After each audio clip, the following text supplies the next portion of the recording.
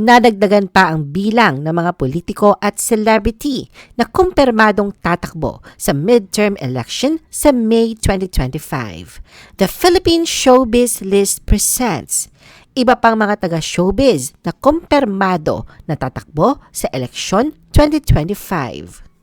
Vilma Santos.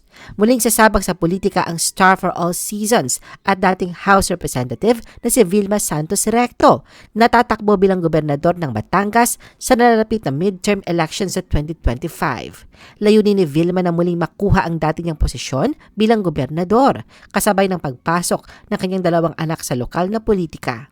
Matapos ang halos isang dekadang pahinga mula sa nasabing pwesto, nais muling ni Vilma na maglingkod sa mga Batanggenyo. Hawak niya ang posisyong gobernador mula 2007 hanggang 2016. Bago ito, siya nagsilbi bilang mayor ng Lipa mula 1998 hanggang 2007. Matapos ang kanyang termino bilang gobernador, naging kinatawan siya ng ika-6 na distrito ng Batangas mula 2016 hanggang 2022 at nagsilbi bilang deputy speaker ng Kongreso sa kanyang ikalawang termino. Luis Manzano. Kasabay na kanyang inang si Vilma Santos Recto, nag-file din na kanyang Certificate of Candidacy si Luis para tumakbo bilang vice-gobernador ng Batangas. Sa unang pagkakataon, papasok si Luis sa mundo ng politika bilang running mate ng kanyang ina na muling tatakbo bilang gobernador ng probinsya. Present sa nasabing event ang asawa ni Luis na si Jessie Mendiola na buong suporta sa kanyang asawa sa bagong kabanata ng kanyang buhay. Michael Pacquiao. Si Michael Stephen Pacquiao, ang pangalawang anak ng boxing icon at dating senador na si Manny Pacquiao, ay opisyal ng sasabak sa mundo ng politika. Sa edad na 22, kasama siya sa final na lineup ng People's Champ Movement o PCM, ang partidong itinatag ng kanyang ama para sa 12 city council seats sa darating na halalan. Kinumpirma ng kasulukuyang mayor ng Jensan ang pagsama ni Michael sa kanilang slate. Ayon sa kanya, sasama si Michael sa kanilang paghahain ng Certificate of Candidacy o COC sa October 5, 2024. Emilio Garcia. Isang hakbang patungo sa kanyang plano ang ginawa ng veteranong aktor at negosyanteng si Emilio Garcia nang opisyal na maghain ng kanyang Certificate of Candidacy para sa pagka-mayor ng Bay Laguna sa 2025 elections. Ibinahagi ni Emilio ang kanyang intensyon na tumakbo sa isang charity event kung saan tinalakay niya ang mga mungkahing polisiya tulad ng festival tourism at pamumuhunan sa real estate. Ang kanyang paghain ng kandidatura noong October 1, 2024 ay sinamahan ng kapwa-aktor at kasalukuyang senador na si Robin Padilla. Marco Gumabaw. Si Marco ay tatakbong kongresista sa ika-4 na distrito ng Camarines Sur. Sa kanyang pag-file ng kandidatura, kasama niya ang kanyang girlfriend na si Christine Reyes na nagbigay ng suporta sa kanyang political aspirations. Gayunpaman, kinwestiyon ng ilan ang kanyang edukasyon at kakayahan para kumandidato bilang House Representative ng District 4 kung saan nagmula ang kanyang pamilya. Enzo Pineda. Ang mahalal na konsihal ng District 5 ng Quezon City ang pinupunteriya ni Enzo Pineda. Kasama ang kanyang kasintahang si Michelle Vito at ang kanyang ina, naghain siya ng kandidatura. Ayon kay Enzo, alam niya ang malaking kaibahan ng showbiz sa bagong mundo ng politika na kanyang tatahakin. Gayunpaman, handa na siyang maglingkod sa bayan, dala ang kaalaman sa mga gagawin at ang kanyang mga responsibilidad. Ayon Perez. Nanumpa si Ayon bilang bagong miyembro ng National People's Coalition o NPC sa munisipyo ng Concepcion, Tarlac noong October 1, 2024. Ang panunumpa ng It's Showtime host at karelasyon ni Vice Ganda ay may kinalaman sa kanyang desisyon na tumakbo bilang konsihal ng bayan na kanyang sinilangan. Pagkatapos manumpa, agad na naghain si Ayon ng Certificate of Candidacy. Nahudyat na kanyang pagpasok sa mundo ng serbisyo publiko. Yul Servo. Nagsumiti na ng kanyang Certificate of Candidacy ang aktor at kasalukuyang Vice Mayor ng Maynila na si Yul Servo para sa kanyang ikalawang termino. Siya ay katandem ng kasalukuyang Mayor ng Maynila at magkasama nilang hangad ni pagpatuloy ang kanilang pangunahing programa. Bago magsumiti ng kanilang COC, dumalo si Yul at ang mayor sa isang event sa Kartilya ng Katipunan malapit sa Manila City Hall kung saan libo-libong taga-suporta ang nagtipon upang ipakita ang kanilang buong suporta. Wilbert Tolentino.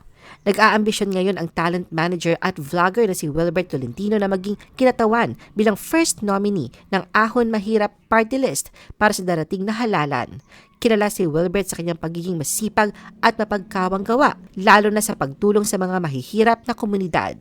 Bilang isang vlogger at negosyante, ginamit niya ang kanyang plataforma upang magbigay ng suporta at tulong sa mga nangangailangan, lalo na sa panahon ng pandemya. Arjo Atayde. Si Quezon City 1st District Representative Juan Carlos Arjo Atayde ay nangakong itutulak ang proyekto sa flood control ng lungsod sakaling siya ay mahalal muli para sa ikalawang termino sa House of Representatives.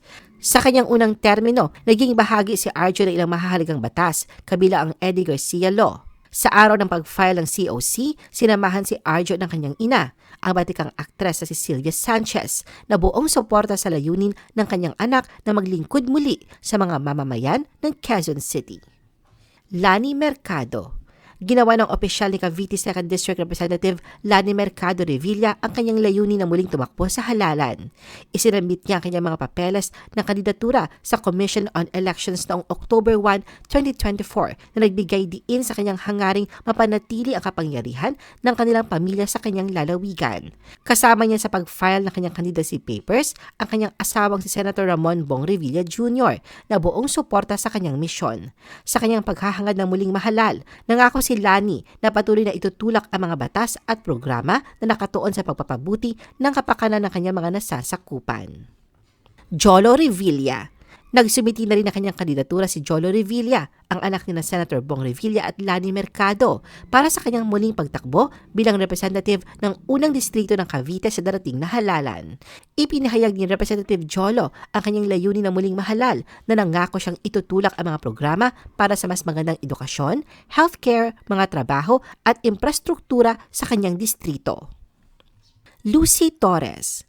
Isinagawa ni Lucy Torres Gomez sa kanyang paghahain ng Certificate of Candidacy noong October 2, 2024 na nagmarka na kanyang formal na muling pagtakbo bilang mayor ng Ormoc City. Noong 2010, idineklara si Lucy na panalo sa kanyang unang halalan at ang kanyang substitution ay kinilala ng Commission on Elections bilang legal at wasto. Gayunpaman, hindi nagtagal bago ang halalan ng 2013, inutusan ng Korte Suprema si Lucy na iwanan ang kanyang posisyon dahil sa isang issue ukol sa pagiging karapat-dapat ng kanyang substitution. Sa halalan ng 2013, tumakbo siya para sa Kongreso at nagwagi. Sa mga halalan ng 2016, muling tumakbo si Lucy para sa parehong lokal na posisyon at nanalo. Richard Gomez.